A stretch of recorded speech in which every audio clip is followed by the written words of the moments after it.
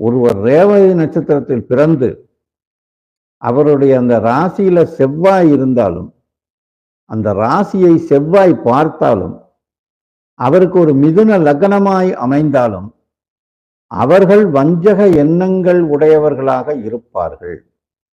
என்ன சொல்றாரு? மிதுன லக்னம், மீன ராசி, அந்த ராசியில செவ்வாய் அல்லது மீன ராசிய செவ்வாய் பார்க்கறது எப்படி? 4ஆம் பார்வையா பார்க்கும், 7ஆம் பார்வையா பார்க்கும், அது இருக்கிற இடத்துல இருந்து, அல்லது 8ஆம் பார்வையா பார்க்கும். அதாவது மிதுன லக்னத்துக்கு மீன ராசியை பார்க்கணும்னா அந்த ஜாதகருக்கு சிம்ம ராசியில செவ்வாய் இருந்தா 8ஆம் பார்வையா மீன ராசியை பார்க்கும். செவ்வாய் பார்க்கணும், அப்ப 8ஆம் ராசியா பார்க்கும். மீன ராசியிலே இருந்தாலும் இந்த தோஷம்தான். அடுத்தது மிதுன லக்னத்துக்கு 4ஆம் வீட்டுல செவ்வாய் இருந்தா 7ஆம் பார்வையா மீன ராசியை பார்க்கும். அல்லது மிதுன லக்னத்துக்கு 7ஆம் வீட்டுல செவ்வாய் இருந்தா அது 4ஆம் பார்வையாக செவ்வாய் அந்த மீன ராசியை பார்க்கும். அப்படிப்பட்ட அந்த மாதிரி இருக்கக்கூடிய ராசியில ரேவதி நட்சத்திரத்துல பிறந்தவங்களுக்கு அது முக்கியம்.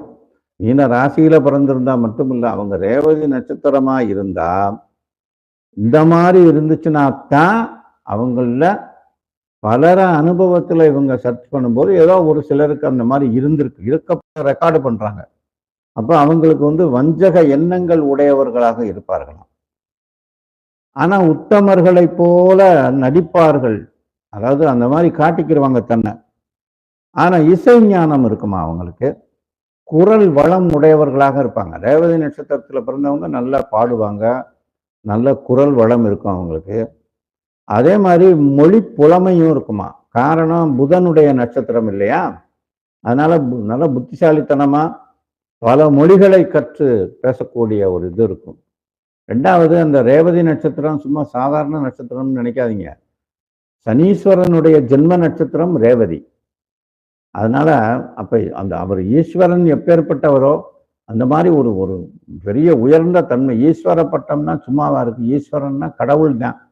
அந்த மாதிரிப்பட்ட ஒரு தன்மையும் அவங்ககிட்ட இருக்கும்ன்றதையும் எடுத்துக்கணும். முட்டையா இந்த மாதிரி கெட்டதை மட்டும் எடுத்துக்கிற கூடாது, நல்லதையும் எடுத்துக்கணும். நான் நல்லது கெட்டது என்ன சொல்லியிருக்காங்களோ அப்படியே உங்களுக்கு ரிஃப்ளெக்ட் பண்றேன், அதை புரிஞ்சுக்குங்க.